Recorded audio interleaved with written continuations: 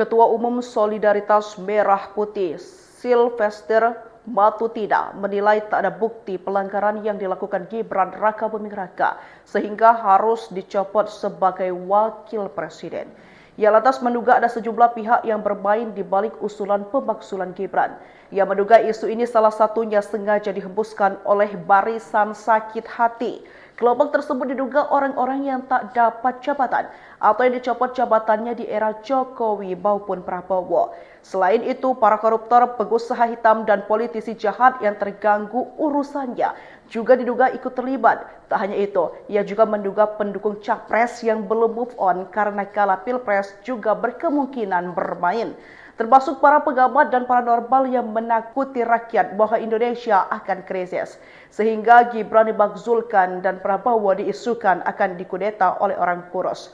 Sylvester menduga ada agenda lain di balik usulan pencopotan Gibran. Salah satunya mengadu domba Prabowo, Gibran, dan Jokowi. Ia menilai lawan politik Prabowo, Gibran, dan Jokowi sudah frustasi. Ia lantas menantang kelompok barisan sakit hati untuk bertempur lagi di Pilpres 2029.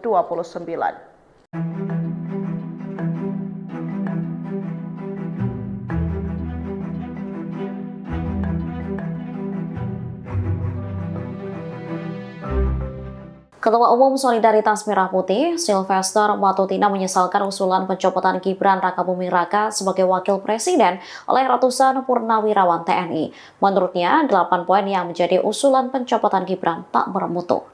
Dalam keterangannya di Jakarta pada Selasa 29 April 2025, Sylvester menilai usulan-usulan itu tak berdasarkan riset yang mendalam. Selain itu, tak ada dasar hukum yang dapat menuntut Gibran yang bertujuan untuk kebaikan bangsa. Sebaliknya, ex-wakil Ketua Tim Kampanye Nasional Prabowo Gibran di Pilpres 2024 ini mengatakan usulan itu hanya membuat kegaduhan dan adu domba. Ia mengatakan Prabowo Gibran secara resmi ditetapkan sebagai presiden dan wapres terpilih oleh KPU.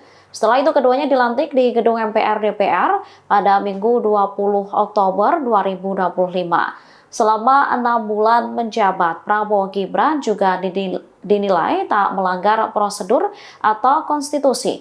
Oleh karena itu, ia mengatakan tak ada alasan apapun Gibran dimakzulkan. Sesuai Undang-Undang Dasar 1945, pemakzulan Gibran disebutnya tak dapat dilakukan. Pasalnya, tak ada pelanggaran yang terbukti dilakukan oleh putra Presiden ke-7 Joko Widodo tersebut.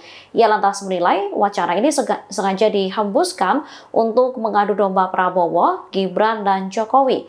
Sementara tujuan utama isu ini ialah untuk melengsarkan Prabowo.